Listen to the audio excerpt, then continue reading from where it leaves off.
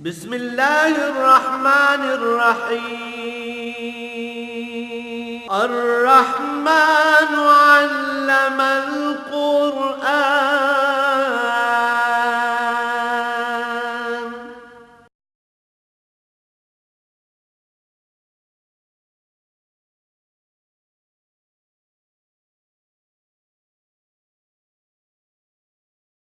الحمد للہ رب العالمین والصلاة والسلام علی حبیبہ محمد وآلہ وصحبہ اجمعین۔ اعوذ باللہ من الشیطان الرجیم، بسم اللہ الرحمن الرحیم۔ وما ارسلناک الا رحمۃ للعالمین۔ اللہم سبحانک لا علم لنا الا ما علمتنا انک انت العلیم الحکیم۔ مولا یا صلی وسلم دائما ابدا علی حبیبک خیر الخلق کلہم۔ قرآن کریم کی یہ چھوٹی سی آیہ مبارکہ جسے تلاوت کرنے کا شرف میں نے حاصل کیا ہے اور آپ نے سماعت فرمائی ہے، خوبصورت بڑا چھوٹا سا جملہ ہے۔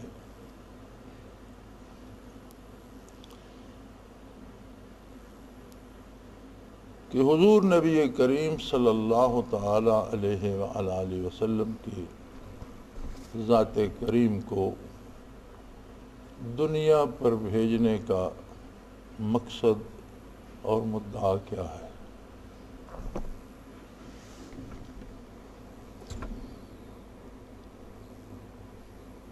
اللہ کریم نے ارشاد فرمایا،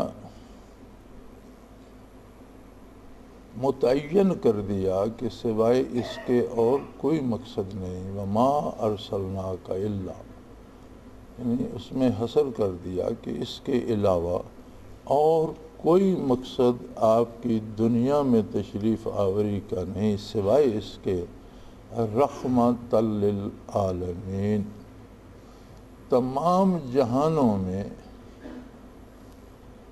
اللہ کی رحمت کا جو طالب ہو وہ آپ کی وساطت سے رحمت الہی کو پا سکے۔ یعنی آپ مجسم رحمت ہیں، سراپا رحمت ہیں، آپ کا بولنا رحمت ہے، حرکت رحمت ہے، سکون رحمت ہے، حکم دینا رحمت ہے، کام کرنے کا کہنا رحمت ہے، کسی کام سے روکنا رحمت ہے، ہر حرکت و ہر سکون، سونا جاگنا، اٹھنا بیٹھنا، دوستی دشمنی، ذاتی امور، قومی امور، ملکی امور، بین الاقوامی امور، نظام حیات ذاتی، گھریلو، قبائلی، قومی، ملکی، بین الاقوامی، زندگی کے ہر پہلو میں دو باتیں ہیں، دو چیزوں سے خالی نہیں ہے۔ زندگی کی ہر حرکت و سکون یا اللہ کی رضا کے مطابق ہے یا اللہ کی رضا کے خلاف، یا رحمت الہی ہے یا غضب الہی کو دعوت دینا۔ تو جتنی رحمت، جس طرح کی رحمت وہ مادی وسائل میں ہو، اس دار دنیا میں ہو، عند الموت ہو، بعد الموت ہو، برزخ میں ہو، عرصہ معشر میں ہو، یا اس کے بعد جنت الفردوس میں ہو، ہر طرح کی رحمت کا خزانہ محمد الرسول اللہ صلی اللہ علیہ وسلم کی ذات ہے۔ اب حضور رحمت للعالمین ہیں، آپ کے ارشادات موجود ہیں، آپ کا بہت بڑا معجزہ کلام الہی 30 پارے قرآن کریم الحمد سے والناس تک، لفظ بلفظ، حرف بحرف، ایک نقطے اور زیر زبر کے فرق کے بغیر ہمارے پاس موجود ہے۔ آپ کا اسوہ حسنہ موجود ہے، آپ کی سنت موجود ہے، آپ کے ارشادات حدیث عالیہ محفوظ ہیں۔ دنیا میں کم و بیش 1.25 کے قریب انبیاء اور رسول آئے. ایک اندازہ علماء حق کا ہے، کوئی حتمی تعداد کوئی نہیں بتا سکتا، لیکن ایک اندازہ ہے. کوئی کہتا ہے 1,24,000، 1,20,000، یعنی آپ کہہ سکتے ہیں کہ 1.25 کے قریب انبیاء اور رسول دنیا میں تشریف لائے. ظاہر ہے ہر نبی کی امت بھی تھی، اس امت میں لکھے پڑھے لوگ بھی تھے، اس امت کے لوگوں نے استفادہ بھی کیا. ان میں انبیاء اور رسول کے مخالفین اگر تھے تو متبعین بھی ایسے تھے جو جانثار تھے، جنہوں نے شہادتیں حاصل کی، جانیں نچھاور کیں اور ان کے ایک ایک لفظ کو حرز جاں بنایا. لیکن مرور زمانہ جسے کہتے ہیں، زمانے کی جو چال ہے، زمانے کا جو رویہ ہے، زمانہ جب گزرتا ہے تو یہ بہت سی چیزوں کو اپنی لپیٹ میں لیتا ہوا چلا جاتا ہے، اور وہ چیزیں صفحہ ہستی سے محو ہو جاتی ہیں، بھول جاتی ہیں، یاد نہیں رہتی. آج اگر ہم چاہیں بھی تو سوائے ان انبیاء کرام کے جن کے اسماء گرامی قرآن حکیم میں دے دیے گئے ہیں، ہمارے پاس کسی دوسرے نبی کے وجود کا کوئی ثبوت نہیں کہ ان کا نام نامی کیا تھا، وہ کہاں مبعوث ہوئے، ان کی قوم کون سی. یعنی مرور زمانہ نے امتوں سے، قوموں سے ان کے انبیاء اور رسل کے حالات بھی چھین لیے، ان کے ارشادات چھین لیے. جو آسمانی صحیفے اور کتابیں ان نبیوں پر نازل ہوئی تھیں، اول تو بہت سی نابود ہو چکی ہیں، اور جو چند موجود ہیں وہ اپنے اصل حال پر نہ رہیں اور ان میں تحریف کر دی گئی. انسانوں نے احکام الہی کہیں سے حذف کر دیے، کہیں اپنی طرف سے اضافے کر دیے. ساری تاریخ انسانی میں، ساری کائنات میں، آج تک بھی اور آئندہ قیامت تک بھی ایک ہستی ایسی ہے جس کی کتاب بھی محفوظ ہے، الحمدللہ، جس کی لائی ہوئی کتاب لفظ بلفظ، زیر و زبر، ایک ایک نقطے کے ساتھ محفوظ ہے، اور جس کی دنیاوی حیات مبارکہ کا ہر لمحہ محفوظ ہے. مسلمانوں کے پاس موجود ہے کہ کتنے سال، کتنے مہینے، کتنے دن اور کتنی گھڑیاں، کتنے لمحے آقا نامدار صلی اللہ علیہ وسلم اس عرض خاک پر جلوہ افروز رہے.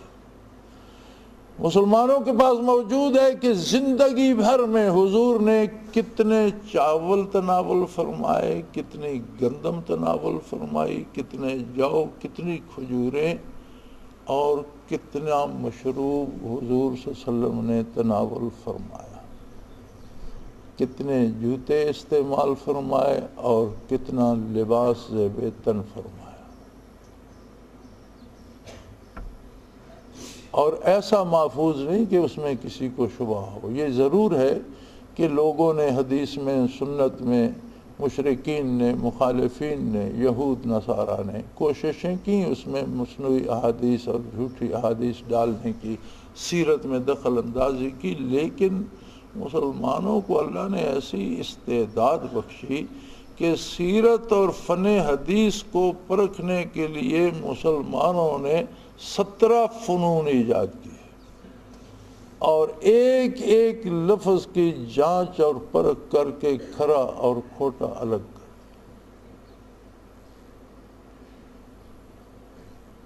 تو جب قرآن کریم بھی موجود ہے،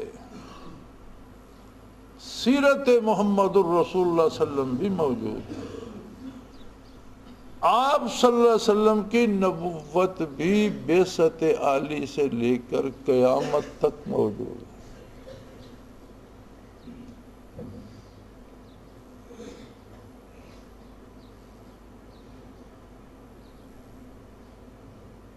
آج بھی کوئی یہ نہیں پڑھتا کہ حضرت محمد صلی اللہ علیہ وسلم اللہ کے رسول تھے، نہیں، آج بھی کلمہ یہی پڑھا جاتا ہے کہ حضرت محمد صلی اللہ علیہ وآلہ وسلم اللہ کے رسول ہیں، قیامت تک یہی پڑھا جائے گا۔ کوئی یہ کلمہ نہیں پڑھے گا کہ رسول تھے، رسول ہیں، آپ ہی کی رسالت آپ۔ تو جب یہ سارا کچھ موجود ہے تو اس میں سوال یہ پیدا ہوتا ہے کہ ہم نے یہ کیا تماشا کھڑا کر دیا کہ اجتماعات ہو رہے ہیں اور سلوک ہو رہا ہے اور تصوف ہو رہا ہے اور لوگوں کو سکھایا جا رہا ہے اور لوگ کام چھوڑ کے آ رہے ہیں اور وہ رات دن وہ ذکر اذکار کا، تو اس کی کیا ضرورت ہے جب سب کچھ تو موجود ہے، ہر چیز تو موجود ہے۔ آپ صلی اللہ علیہ وسلم کی نبوت موجود، آپ کی برکات موجود، آپ کا رحمت مجسم ہونا موجود، آپ کا ایک ایک لفظ محفوظ، ایک ایک حرکت، ایک ایک سکون محفوظ، آپ صلی اللہ علیہ وسلم کا لایا ہوا قرآن حکیم محفوظ۔ تو پھر یہ صوفیوں نے اور یہ مشائخ عظام نے اور سلاسل تصوف نے، جن میں سے ہم بھی ہیں، یہ ہم نے ایک الگ ڈھونگ کیا کھڑا کر دیا اور خام خواہ لوگوں کو ایک نئی مشقت پہ لگا دیا۔ وقت ایسا آ گیا ہے، زمانہ ایسا آ گیا ہے کہ پنجگانہ نماز کی فرصت نہیں ملتی، زمانے کے حالات ایسے بدل گئے ہیں کہ مصروفیات ایسی بڑھ گئی ہیں کہ لوگوں کو قرآن کی تلاوت کی فرصت نہیں ہے، لوگوں کو بات سننے کی فرصت نہیں ہے، تو ہم انہوں نے پکڑ کر ایک اور کام پہ لگا رہے ہیں۔ یہ کیا تماشا ہے، اس کی ضرورت کیا ہے؟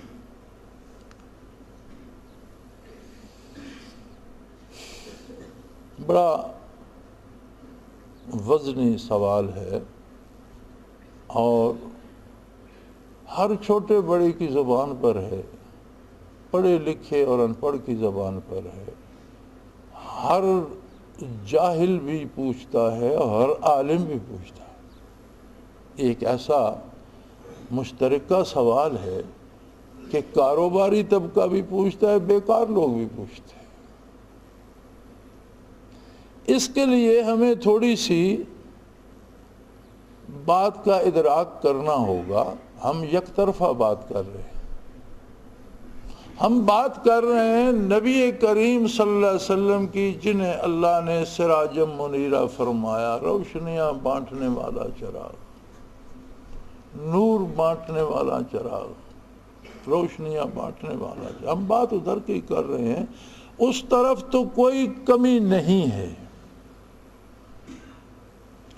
لیکن کیا انبیاء علیہ السلام کی اور خود نبی کریم صلی اللہ علیہ وسلم کی تعلیمات اور اللہ کی کتاب محض ایک لیکچر ہے، ایک تقریر ہے، ایک تحریر ہے، ایک بیان ہے، الفاظ ہیں جو سنا دیے گئے اور اب سننے والا ان پر عمل کرے نہ کرے اسے چھوڑ دیا گیا؟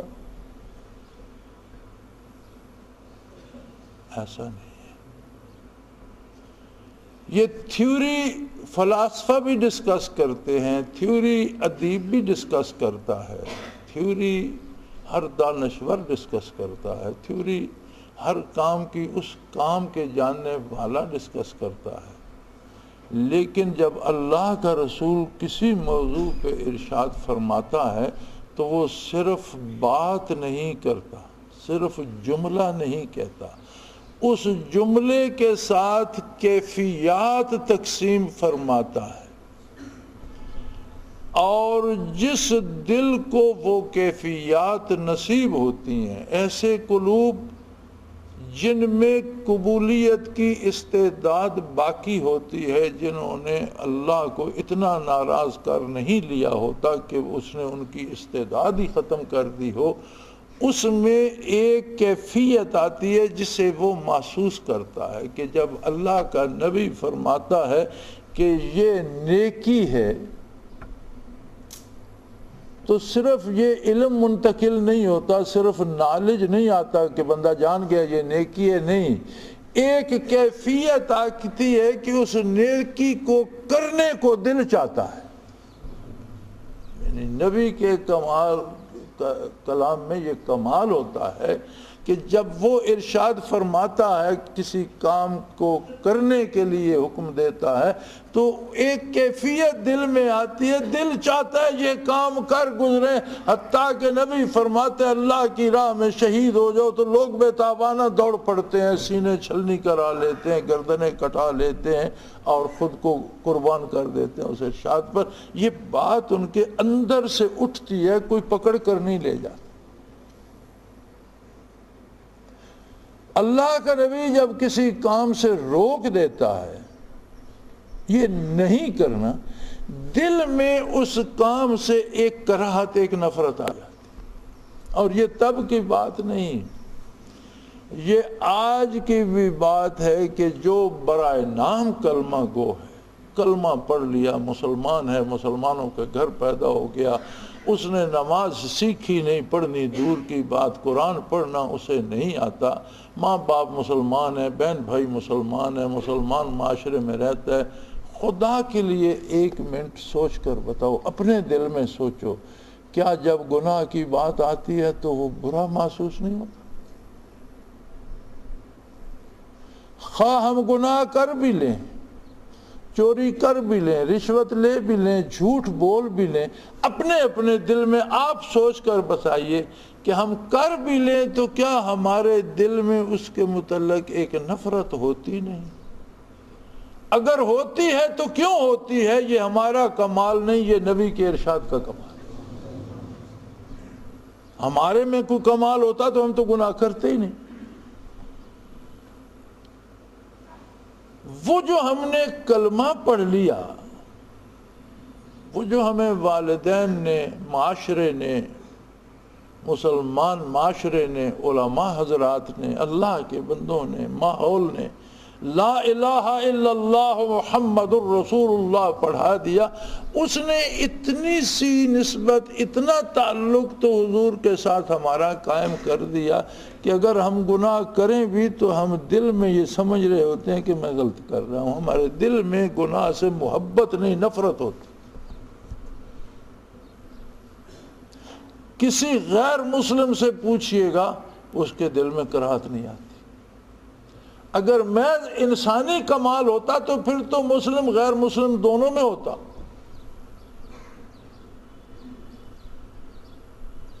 اور جب ہم کوئی نیک کام کرتے ہیں، کسی غریب کی مدد کر دیتے ہیں، کسی مفلس کی مدد کر دیتے ہیں، کسی کا بھلا کر دیتے ہیں، کوئی سجدہ فرائض کا ادا کر لیتے ہیں، کبھی رمضان کا روزہ رکھ لیتے ہیں، کبھی کوئی کلمہ درود پڑھ لیتے ہیں، تو کیا ہمارے اپنے اندر ایک چھوٹی سی تشفی نہیں آتی کہ میں نے اچھا کیا؟ یہ فیلنگ کہاں سے آتی ہے؟ یہی وہ رحمت عامہ ہے جس کا قرآن ذکر کر رہا ہے وَمَا أَرْسَلْنَاكَ إِلَّا رَحْمَةً لِّلْعَالَمِينَ۔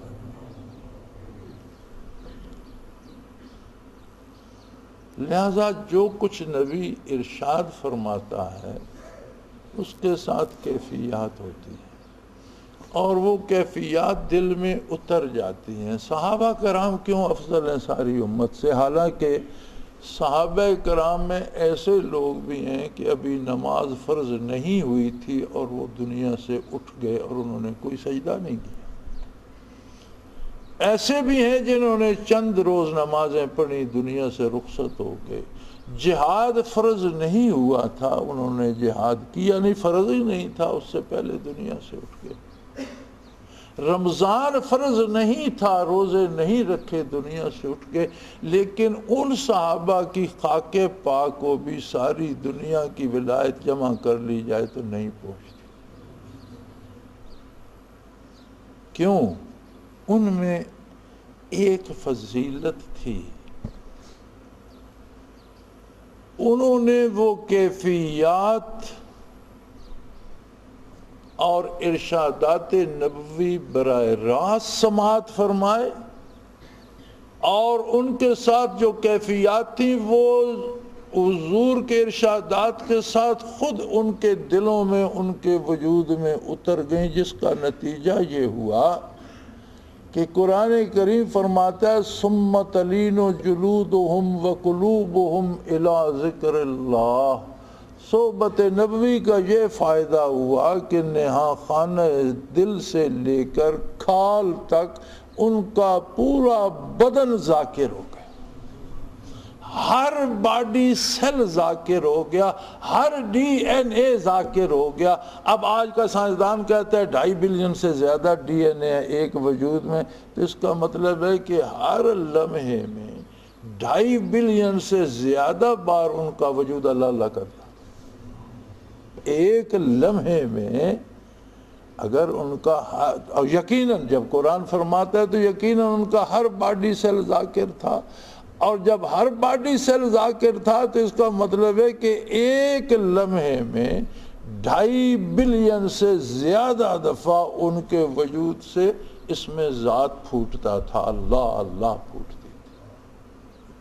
اب بتاؤ کوئی ان کے درجے کو پا سکتا ہے؟ اب یہ جو ارشادات تھے وہ تو تھے تعلیمات نبوت، ان کے ساتھ وہ جو کیفیات تھیں جنہوں نے عام آدمی کو صحابی بنا دیا وہ تھیں برکات نبوت۔ یہ 2 شعبے تھے۔ جب نبی علیہ الصلوۃ والسلام نے اس دار دنیا سے پردہ فرمایا، اب وہ روبرو والی بات نہ رہی۔ اب بعد میں جو بھی آیا اسے وہ نعمت نصیب نہ ہو سکی کہ وہ ان آنکھوں سے حضور اقدس کو دیکھتا، آپ کی آنکھ اس عالم میں اس کو دیکھتی، آپ کے وجود عالی سے اس طرح عالم الگ ہو گئے، پھر کوئی صحابی نہ بن سکا۔ لیکن کیا برکات ختم ہو گئی؟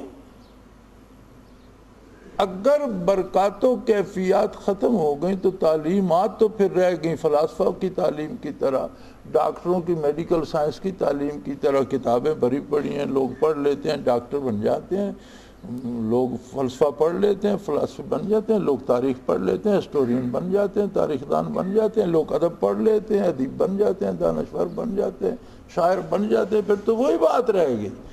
اب شاعر بننے سے، فلسفہ پڑھنے سے، فلسفی بننے سے، مورخ بننے سے کیا انسانی کردار میں کوئی تبدیلی آتی ہے؟ ہرگز نہیں۔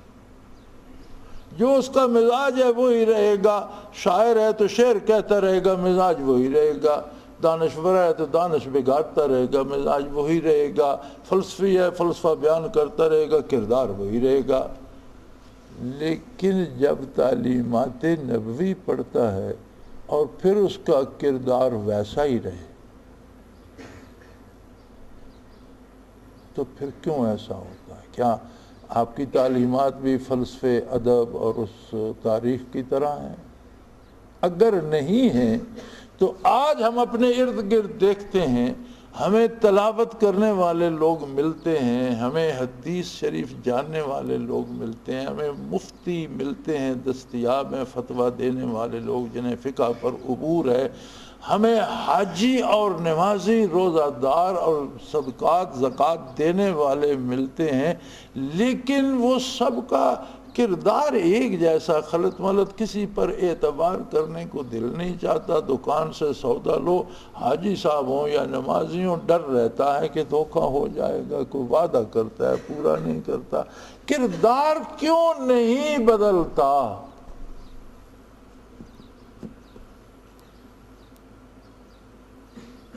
بدلنا تو چاہیے تھا۔ اس لیے نہیں بدلتا کہ ہم تعلیمات حاصل کرتے ہیں، کیفیات حاصل نہیں کرتے۔ یہ ایک گم گشتہ کڑی ہے۔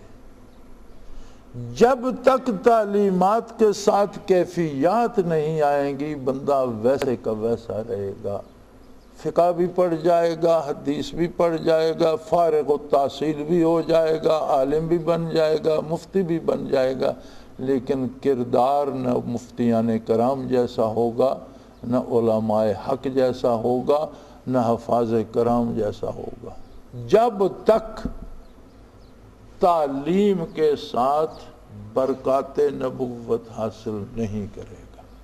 کیفیات نہیں آئیں گی جب تک وہ روشنی، وہ نور جو کیفیت بن کر دل میں اترتا ہے نہیں آئے گا۔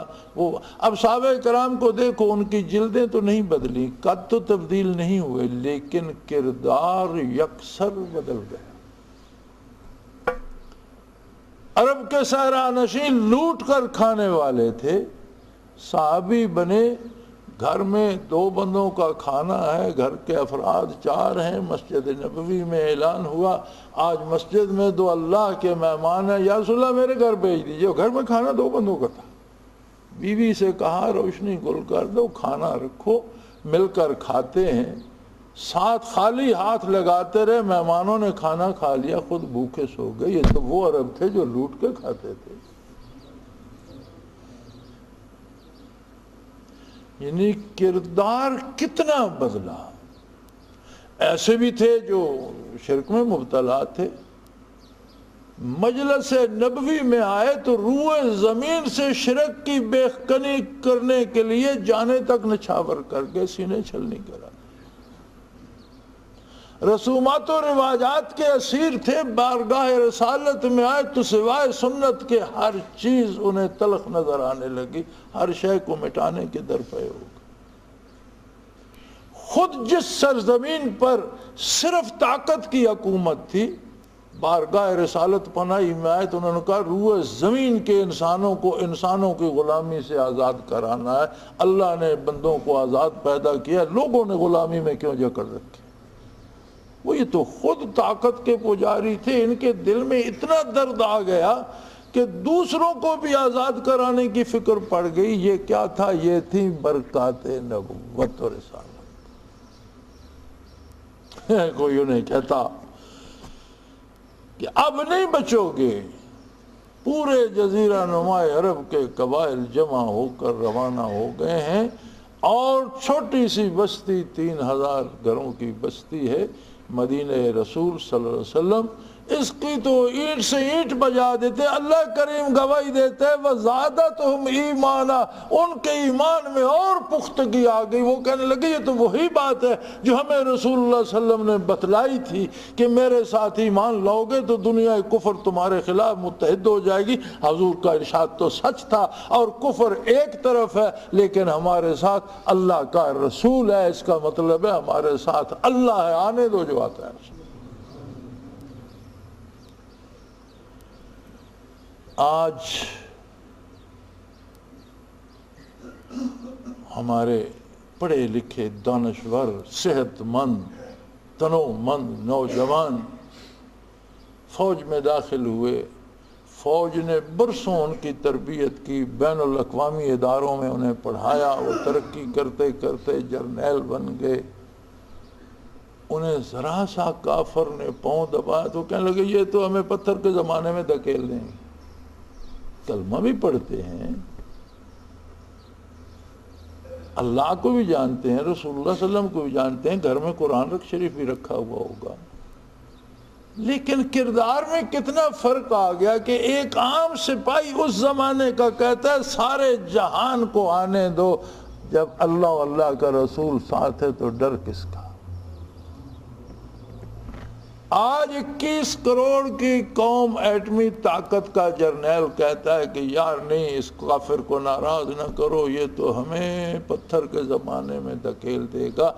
فرق کیا پڑ گیا؟ وہ تو سینکڑوں کی یا ہزاروں کی، 3000 سے زیادہ تو سپاہی نہیں تھے غزوہ خندق میں، کم تھے، اور یہاں تو یہ 21 کروڑ قوم جانثاروں کی ہے، جان بازوں کی ہے، لڑنے والی ہے۔ کیا فرق پڑ گیا؟ قرآن بھی سنتے ہیں، ٹیلی ویژن پہ بھی ہوتا ہے، اذانیں بھی سنتے ہیں، نمازیں بھی پڑھتے ہوں گے، روزے بھی رکھتے ہوں گے۔ یہ جرأت رندانہ کہاں گئی؟ حروف و الفاظ ہیں، کیفیات نہیں ہیں، برکات۔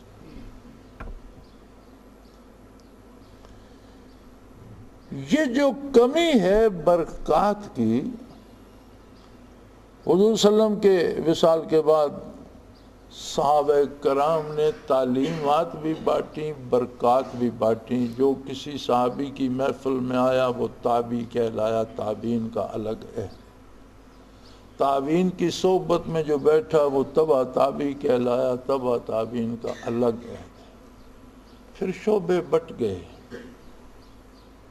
کسی نے حدیث کا پہلو سنبھالا وہ محدثین کرام کہلائے، کسی نے تفسیر کا پہلو سنبھالا وہ مفسرین کرام کہلائے، کسی نے فقہ کی تعلیم کا شعبہ سنبھالا وہ فقہا کہلائے۔ کچھ خوش نصیبوں نے تبع تابعین سے وہ کیفیات و برکات دلوں میں بھریں اور پھر اپنے دلوں کو لے کر اپنے سینوں کو کھول کر مسلمانوں میں بانٹنے اور لٹانے چل پڑے۔ انہیں صوفی اور صاحب سلاسل کہا گیا۔ یہ فضول نہیں اور غیر ضروری نہیں ہے، یہ سب سے ضروری اور مقدم شعبہ ہے۔ اگر برکات نہ آئے، آپ حدیث پڑھ بھی لیں تو آپ کی ذات پر وہ اثر مرتب نہیں ہوتا جو ان کیفیات سے ہوتا ہے۔ آپ کی ذات میں یہ برکات نہ آئے، آپ قرآن حفظ بھی کر لیں، آپ کے کردار میں وہ تبدیلی نہیں آتی جو آنی چاہیے۔ آپ نمازیں پڑھتے رہیں، ہر سال حج پہ جائیں، دوران سال 5 عمرے کرائیں، اگر یہ برکات و کیفیات دل میں نہ ہوں تو وہ نتائج مرتب نہیں ہوتے، عملی زندگی میں تبدیلی نہیں آتی۔ اب بتائیے کہ یہ موضوع زیادہ ضروری نہیں ہے؟ یہ جتنا زیادہ ضروری ہے اتنا اس کی طرف کم توجہ دے رہے ہیں ہم، اور یہی وجہ ہے کہ آج اللہ سے ڈرنے کی بجائے ہم کافر سے ڈرتے ہیں۔ آج ہم اپنی تہذیب جو نور محمد صلی اللہ علیہ وسلم سے روشن ہے اسے چھوڑ کر غیر کی تہذیب میں پناہ تلاش کرتے تھے۔ آج ہم اپنا کردار چھوڑ کر غیروں جیسا کردار، اس کردار میں ہم پناہ تلاش کرتے ہیں کہ اس میں شاید ہمیں کچھ بچت ہو جائے گی۔ اس کی بنیادی وجہ صرف ایک ہے کہ تعلیمات کی کمی نہیں ہے، برکات ڈھونڈے سے نہیں ملتی۔ کیا آج تعلیمات کی کمی ہے؟ کیا تبلیغ کم ہو رہی ہے؟ کیا رسالے کم چھپ رہے ہیں؟ کیا کتابیں کم چھپ رہی ہیں؟ کیا مدارس کم ہیں؟ کیا مساجد کم ہیں؟ کیا اذانیں کم ہو رہی ہیں؟ کیا جماعتیں کم ہو رہی ہیں؟ کیا آج رمضان شریف نہیں آ رہا؟ سب کچھ ہو رہا ہے۔ بندے ویسے کے ویسے ہیں، روزہ رکھ کے بھی جھوٹ بولتے ہیں، نماز پڑھ کے بھی جھوٹ بول لیتے ہیں، حج کر کے بھی دھوکہ کر جاتے ہیں۔ بندے میں تبدیلی کیوں نہیں آتی؟ اس لیے کہ اس تک الفاظ پہنچائے جا رہے ہیں، کیفیات نہیں پہنچائی جا رہی۔ اور ہم ایسے دور میں پھنس گئے ہیں، اللہ ہمیں معاف کرے، اللہ ہمیں ہدایت پہ قائم رکھے اور جرأت رندانہ دے کہ ہم غیر اسلامی طاقتوں کے مقابل اسلام کی قوت بن کر کھڑے رہے۔ ہمیں مرنا ہے، ہمیں دنیا سے جانا ہے، ہمیں ہمیشہ یہاں نہیں رہنا۔ ہمیں ایک کردار نبھانا ہے کہ کفر کے سامنے ہتھیار پھینک دیے تھے یا کفر کو للکارتے ہوئے دنیا سے چلے گئے کہ ہم ہیں۔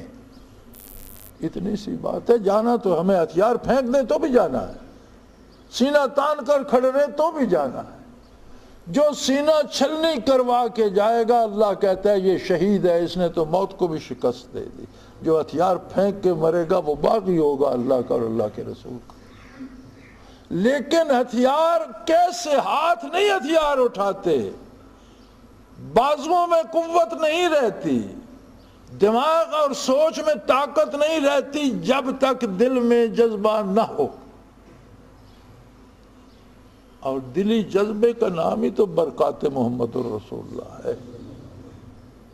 میاں ہم فضول نہیں لگے ہوئے، ہم تو وہ کام اللہ کریم، ہم کیا تھے، ہم سے تو اللہ کریم وہ کام لے رہا ہے جو اس قوم کی انتہائی ضرورت ہے اور سب سے مقدم ہے۔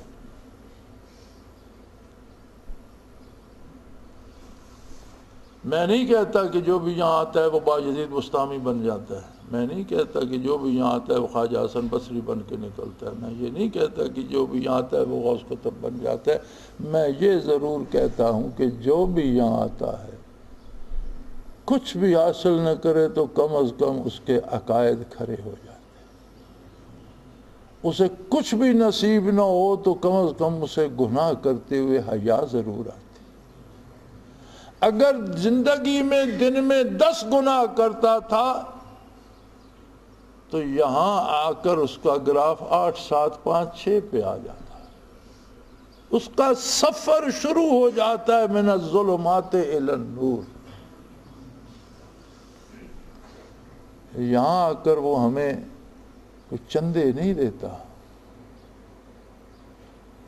یہاں تو کوئی پوچھتا ہی نہیں کہ کوئی 1 کروڑ جمع کرا دے تو اسے وہی دال کا پیالہ ملے گا جو اس کو ملے گا جس نے دہلا بھی نہیں دیا۔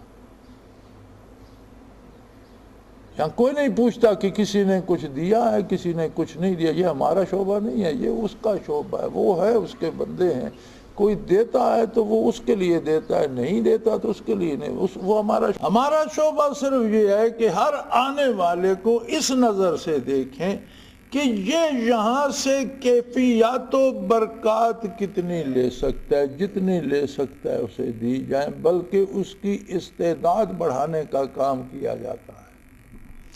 اگر آیا ہے تو اس میں استعداد صرف اتنی ہے کہ اس کا ایک لطیفہ ہو سکتا ہے تو یہاں اس کے ساتھ یہ محنت کی جاتی ہے کہ اسے لطائف سے بڑھ کر مراقبات کی استعداد بھی نصیب ہو جائے۔ تو ہی نادا چند کلیوں پر قناعت کر گیا، ورنہ گلشن میں علاج تنگی داما بھی ہے۔ یہاں علاج تنگی داما بھی کیا جاتا ہے۔ ہم نہیں کسی کو کہتے کہ تم یہاں آئے ہو تمہارا کاروبار چمک جائے گا، ہمیں پتہ ہی نہیں کاروبار وہ کیا کرتا ہے، نہ کوئی یہاں پوچھتا ہے کہ تم کرتے کیا ہو۔ ہم نہیں کہتے تمہارا عہدہ بڑھ جائے، ہمیں پتہ ہی نہیں کون سپاہی ہے ان میں اور کون افسر ہے، ہمیں پتہ ہی نہیں، ہمیں نہیں پتہ کہ ان میں کون آفس کا سربراہ ہے اور کون اسی دفتر کا چپراسی یا کلرک ہے۔ اس شعبے سے ہمارا تعلق ہے کہ ہمارے پاس جو آتا ہے وہ برکات محمد الرسول اللہ کی تلاش میں آتا ہے، اور ہم اپنے پوری دیانتداری سے یہ کوشش کرتے ہیں کہ وہ اگر 5 مانگنے کے لیے آیا تھا تو اسے مانگنے کی توفیق بھی 5 لاکھ تک بڑھا دی جائے اور اسے ملنے کی استعداد 5 کروڑ تک کر دی جائے۔ اگر ہمارا بس چلے تو ہم سمجھتے ہیں کہ جہان بھر کا سلوک جو ہمارے پاس ہے یہ سارا لے جائے، کیونکہ یہ دولت بانٹنے سے کم نہیں ہوتی، بڑھتی۔ یہ وہ نعمت ہے جس کے بارے حضور نے فرمایا انما انا قاسم واللہ یؤتی، او کما قال رسول اللہ صلی اللہ علیہ وسلم، کہ میں تو لٹانے اور بانٹنے پہ ہوں، دینا تو اس کا کام ہے، خزانہ اللہ کا ہے، برکات اس کی ہیں، لٹا محمد الرسول اللہ رہے ہیں، ہم تو ایک چھوٹی سی تار بن جاتے ہیں جو اس بلب کو اس بجلی گھر کے ساتھ جوڑے ہوئے، بجلی تو وہ بجلی گھر پیدا کر رہا ہے، روشنی اس بلب سے آ رہی ہے، ہم تو وہ واسطہ اور ذریعہ بن جاتے ہیں اور ہماری کوئی حیثیت نہیں۔ لیکن میرا جواب یہ ہے اس سوال کا کہ جس بات کو آپ غیر ضروری سمجھتے ہیں اس بات پر آپ کی زندگی کا مدار ہے، آپ کی حیات کا مدار ہے۔ حیات کہتے ہیں جس کی روح زندہ ہو۔ تفسیر روح البیان میں صاحب تفسیر فرماتے ہیں کہ جب مطلق انسان کی بات ہو رہی ہو تو یہ سمجھ لو کہ یہ بات روح کی ہو رہی ہے، چونکہ اصل انسان روح ہے، اور جب روحیں مر جاتی ہیں تو اللہ نے اپنے حبیب صلی اللہ علیہ وسلم کو بھی فرمایا کہ اب انہیں آپ واعظ کریں یا نہ کریں، لا یؤمنون، یہ نہیں مانیں گے آپ کی بات۔ کیوں؟ ختم اللہ علی قلوبہم وعلی سمعہم وعلی ابصارہم غشاوہ، انہوں نے اللہ کو اتنا ناراض کیا کہ اس نے ان کے کان ہدایت کے لیے بہرے کر دیے، آنکھیں اندھی کر دیں، پردہ ڈال دیا آنکھوں پر، دلوں پر مہر کر دی۔ تو اگر کسی کے ساتھ اس نے اپنے ساتھ یہ ظلم کیا کہ اللہ کو اتنا ناراض کر لیا، تو وہ یہاں کہاں آئے گا؟ یہاں تو وہ آتے ہیں جن سے خطا بھی ہوتی ہے، جن کے پاس علم بھی کم ہوتا ہے، بعض علماء حضرات بھی بے شمار تشریف لاتے ہیں، لیکن تلاش میں انہیں کیفیات و برکات کی آتی ہے۔ اور یہ دکانیں، یہ بازار عام نہیں ملتے، یہ بڑی کمیاب دولت ہے۔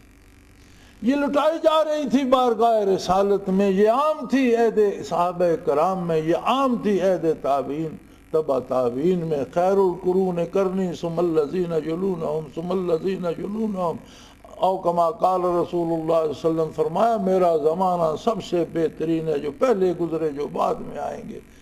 کیوں؟ برکات نبوت لٹ رہی تھی، جو آیا ایک نگاہ میں صحابی ہو گیا۔ پھر ساتھ کا زمانہ جب صحابہ یہ نعمت لٹا رہے تھے، پھر تابعین اور تبع، یہ تین زمانے تمام زمانوں سے بہتر ہیں۔ اب اس کے بعد یہ چیز خال خال رہ گئی، لیکن اس کی تلاش مسلمانوں میں رہی، اور لوگوں نے پیدل سفر کر کے کئی بر اعظم چھان مارے کہ کہیں کوئی یہ کیفیات عطا کرنے والا ملے، اور جب نصیب ہو گئی تو پھر بانٹنے کے لیے وطن مالوف چھوڑ کر کہاں کہاں نکل گئے کہ اللہ کے بندوں کے قلوب سیراب کیے جائیں۔ آپ صوفیاء کی تاریخ پڑھ لیں، پھر علماء کی تاریخ پڑھیں، آج سے نصف صدی پہلے تک،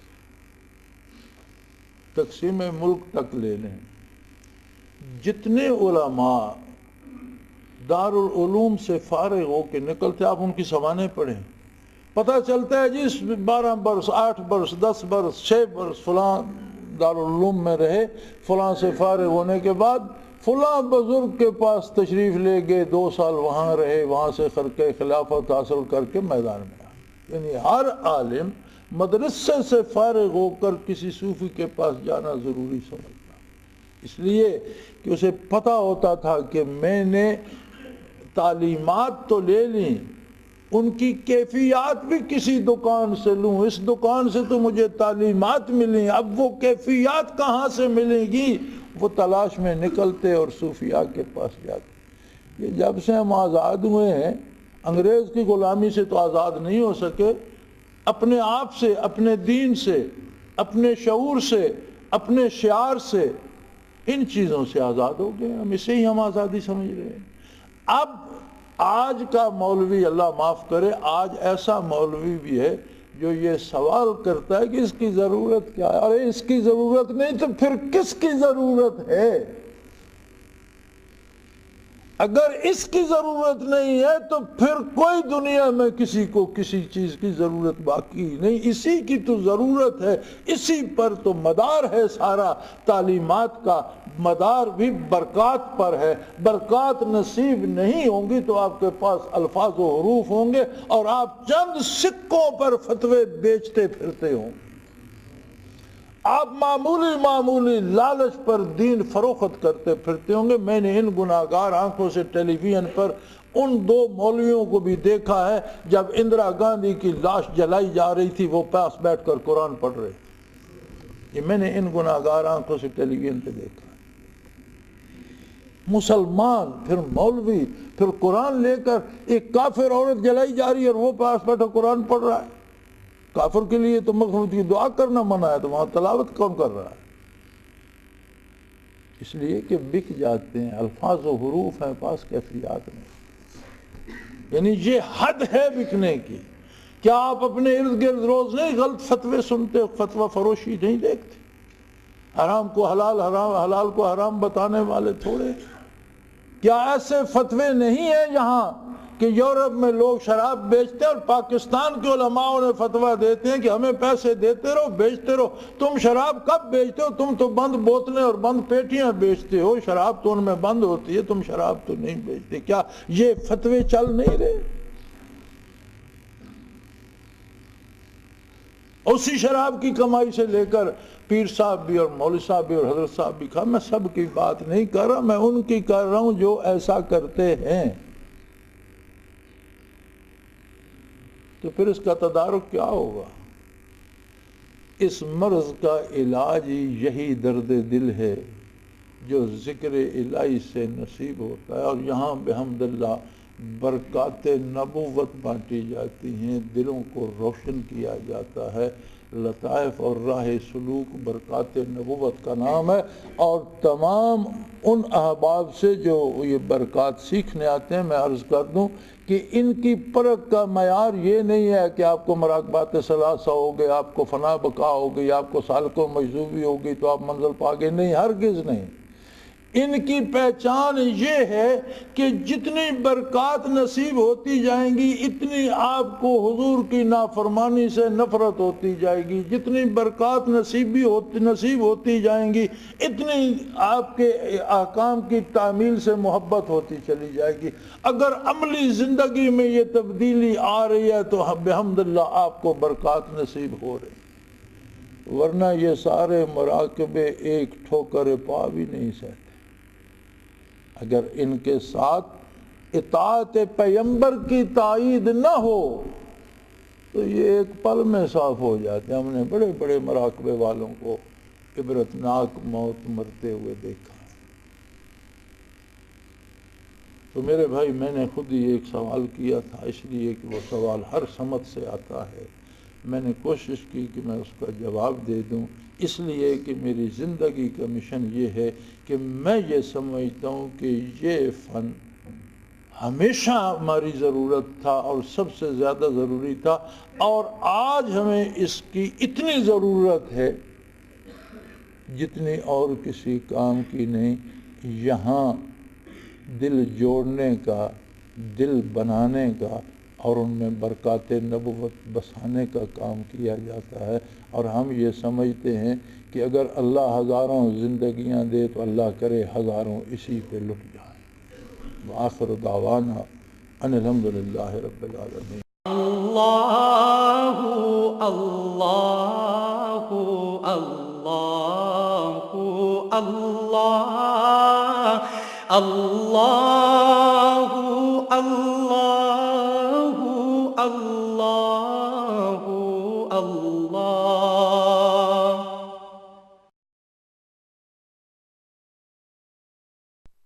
حضرت امیر محمد اکرم آوان مد ظلہ العالی دارالعرفان منارہ ضلع چکوال میں سالہ سال سے قرآن و حدیث کے اوپر خطابات کر رہے ہیں اور سلسلہ نقشبندیہ اویسیہ کے مطابق لوگوں کو ذکر الہی کی تربیت دے رہے ہیں۔ وہ قرآن پاک کی تفسیر ترتیب وار بیان کر رہے ہیں۔ تفسیر قرآن کو وہ موجودہ ملکی اور بین الاقوامی حالات کے مطابق بیان کرتے ہیں۔ موٹر وے سے کلر کہار کے انٹرچینج سے نکلتے ہوئے کلر کہار کی جھیل سے ہوتے ہوئے میانی، بوچھال اور نور پور سے گزرتے ہوئے دارالعرفان منارہ پہنچ سکتے ہیں۔ حضرت امیر محمد اکرم آوان نے بچیوں اور بچوں کی دینی اور دنیاوی تعلیم کے لیے سقارہ اکیڈمی کے نام سے ایک درسگاہ بھی قائم کی ہے، جس کا افتتاح ملک پاکستان کے صدر جنرل محمد ضیاء الحق نے اپنے دست مبارک سے کیا تھا۔ وہ تمام احباب جو اسلام کی طلب رکھتے ہیں ان سے گزارش ہے کہ دارالعرفان منارہ ضلع چکوال میں امیر محمد اکرم آوان صاحب کے خطابات سے مستفید ہوں۔ وہ ہر جمعے کو نماز سے پہلے بیان فرماتے ہیں۔ ہر ماہ کی پہلی اتوار کو ماہانہ اجتماع ہوتا ہے جس میں آپ خصوصی خطاب فرماتے ہیں اور پاکستان کے چاروں صوبوں سے احباب اس اجتماع میں شرکت کرتے ہیں۔ اس کے علاوہ یہاں سال میں 2 مرکزی اجتماعات بھی ہوتے ہیں، ایک رمضان المبارک میں اعتکاف کا اجتماع اور دوسرا جولائی اور اگست میں 40 دن کا اجتماع ہوتا ہے جس میں روحانی تربیت کی جاتی ہے۔ اپنا خون سیماب دے کر اتنا ہم کر جائیں گے، نام آقا کا چمن میں پھر رقم کر جائیں گے۔